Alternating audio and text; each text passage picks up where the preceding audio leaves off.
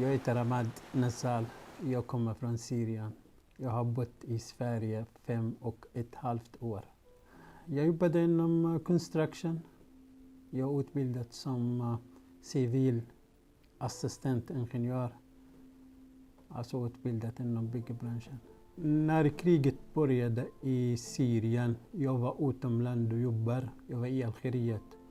Då jobbade jag med ett italienskt företag genom Gas Pipeline, alltså olja. 2012 tog de ett beslut att jag måste åka hem. Det alltså handlar lite om säkerhet och sådana grejer. Och krig i vårt land. Okej. Jag har inget val, jag måste åka hem. Då åkte jag hem till Syrien. Jag jobbade ett tag, det är ganska kort tid, men det gick inte. Jag försökte att läsa, hitta eller jobba, men det går inte. Det är krig överallt. Plus att jag har gjort min militärtjänst som polis innan. Där alla måste göra militärtjänst, förutom kvinnorna. Så jag tänkte nej, det kan när som helst att de tar mig till militärtjänst igen. Bli polis och hålla vapen och döda människor. Eller det kan bli lite dumma grejer. Då bestämde jag nej, jag måste flytta på något sätt. Och fick jag kontakta mina kompisar i Algeriet. Jag har berättat till dem. Hallå, det här går inte att bo här. Jag måste flytta nu. Så fick jag lite hjälp. De har lite kontakter också inom företagarna där. Jag åkte buss till Libanon. Jag flög till Algeriet. Jag har jobbat med ett litet företag där inom ekonomi och sköta personal och anställningar, de som jobbar där. Ett tag tjänat lite pengar. Tänkte att jag måste samla lite pengar innan jag fortsatt vidare till Europa. Efter det fick jag kontakt med en smugglare, de som jobbar med sånt här. Bestämde jag mig, okej, imorgon kör vi mot Libyen. Och det ligger gränsen med Algeriet. Så vi gick inom gränsen, typ 1 mil. Mer eller mindre kanske. Det var mitt i natten, så jag vet inte hur lång tid eller hur många mil.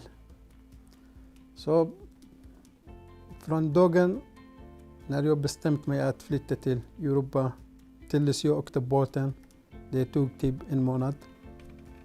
Alltså vi var tvungna att stanna på många ställen.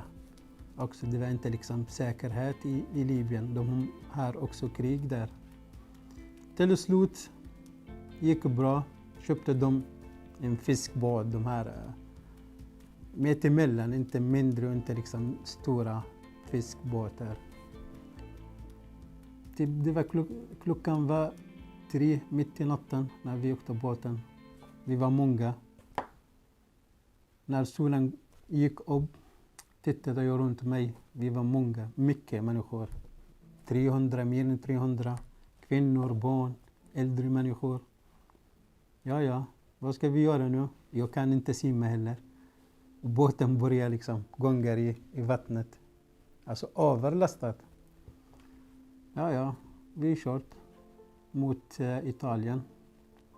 Efter 12 timmar i international havet där i gränsen ringde vi Röda Kors till Italien och frågade vi dem om hjälp, att vi är här och vi är många och vi har barn, kvinnor. Så skickade de en militärskip som hjälpte oss, tog oss från vattnet mot en sjö i Italien som heter Palermo. När vi kom fram till Palermo, det var Röda Korset och journalister och poliser och många myndigheter som var där. Och vi fick lite mat och hjälp och medicin och lite kläder och allt sånt. Då stannade vi en natt i Palermo, vilat. Dagen efter tog vi tåg mot Milano till den här stora stationen att fortsätta vidare. När vi kom till Palermo, till Milano, det var många som jobbade där med sånt här. Alltså smuggla människor och de som har bilar och köra runt i Europa. Så det var jag och 3 kompisar som jag träffat på väg. Träffade vi en person, vi har pratat med honom att vi ska fortsätta vidare till Sverige. Så vi kom överens om priset och allt sånt. Och vi håller liksom GPSen i mobilen. Att han ska inte lura oss på vägen, att han ska köra typ till Österrike. Det här är Sverige. Varsågod. Så vi körde, det var typ 2 dagar på väg till Danmark. På väg vi också var tvungna att stanna. Det var massa kontroll och poliser. De gör ingenting om de liksom träffar oss, men vi vill inte stanna i Tyskland eller i Österrike. Vi har ett mål, vi måste fortsätta till vårt mål. Så när vi kom till Danmark, vi tog tåg till Malmö. Från Malmö till Göteborg. Då kom vi fram till Göteborg, till Kullared, Migrationsverket. Jag har gjort asylsökande. Och då hade jag med mig bara 200 kronor, alltså mina pengar tog slut på väg. Så fick vi hjälp och de körde oss till Hemli utanför Varberg i landet. Det var flyktingförläggning här i Varberg. Så när vi kommer fram i skogen, alltså när du tittar runt om det är bara liksom ett trä.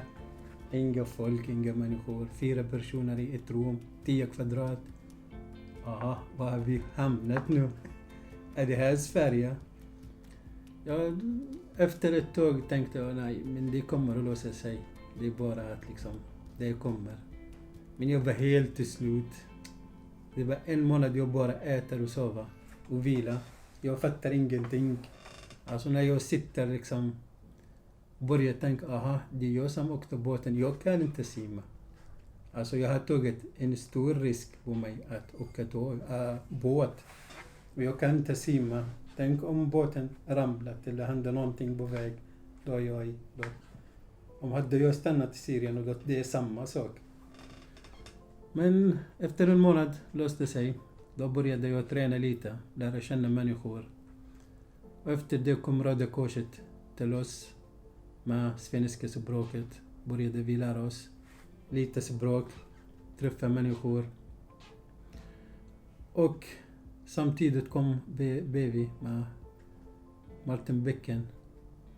Och han och några från BV och några liksom kändiska människor, de som håller på sport och såna grejer.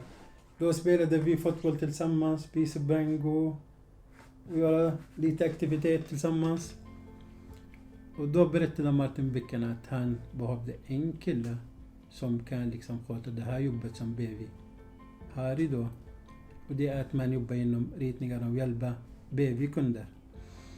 Så jag fick intervju med Martin Becken inom Röda Korset.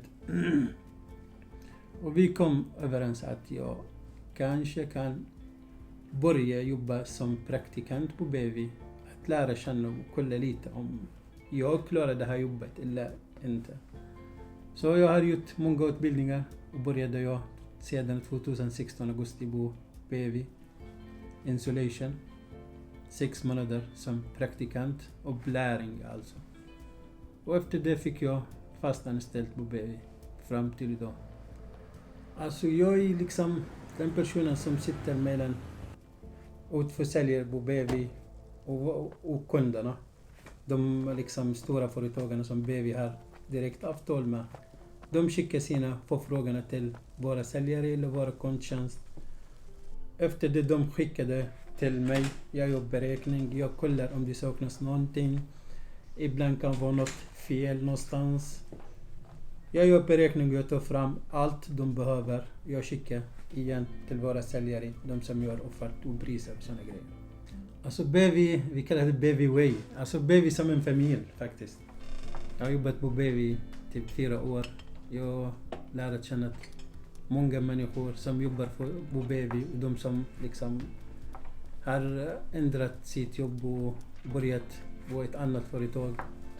Men BV är inte bara ett företag som man liksom jobbar och tar lån, utan det är liksom en familj. Man har känslor på BV. Så när du träffar kollegorna, när du går till jobbet, alltså vilja att du har liksom den här lust att du går till jobbet och jobbar, ska du träffa liksom kollegor, du ska liksom öppna datorn och börja jobba. Det är roligt. När man trivs på sitt jobb, alltså man har de här känslorna, att ha liksom lust att jobba på utan att känna det är tråkigt eller man blir trött. Alltså jag tittar inte liksom på klockan är 2 eller 3 eller 4. Jag jobbar på. Och det är för att jag trivs bra på BV.